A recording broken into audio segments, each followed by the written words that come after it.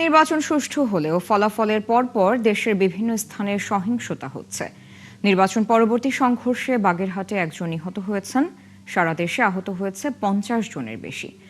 সংঘর্ষ হামলা হয়েছে নাটোর, মাদারীপুর, নড়াইল, ব্রাহ্মণবাড়িয়া, গাজীপুর ও ঝালকাঠিতে।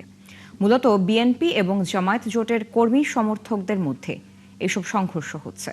সহকর্মীদের তথ্য ও ছবিতে প্রতিবেদন।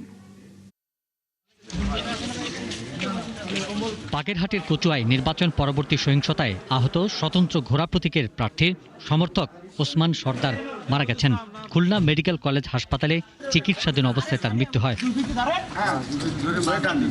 নরসিংদীর মাধবদীতে রাজনৈতিক ব্যানার অপসারণকে কেন্দ্র করে বিএনপি ও জামায়াত ইসলামীর নেতাকর্মীদের মধ্যে সংঘর্ষ হয়েছে।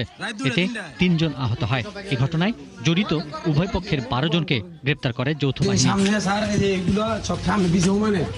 নাটোরের বড়াই গ্রামে বিএনপি ও জামায়াত সমর্থকদের মধ্যে সংঘর্ষ হয়েছে। এ সময় কয়েক রাউন্ড গুলি ছোড়া হয়।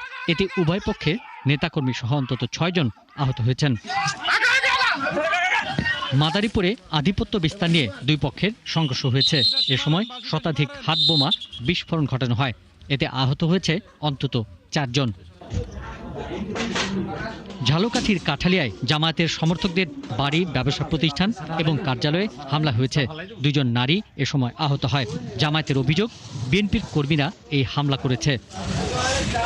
এর আগে শুক্রবার সন্ধ্যা থেকে রাতের বিভিন্ন সময় সুনামগঞ্জ, নেত্রকোনা, গাজীপুর, নড়াইল ও ব্রাহ্মণবাড়িয়ায় নির্বাচন কেন্দ্রিক সংঘর্ষ হয়েছে।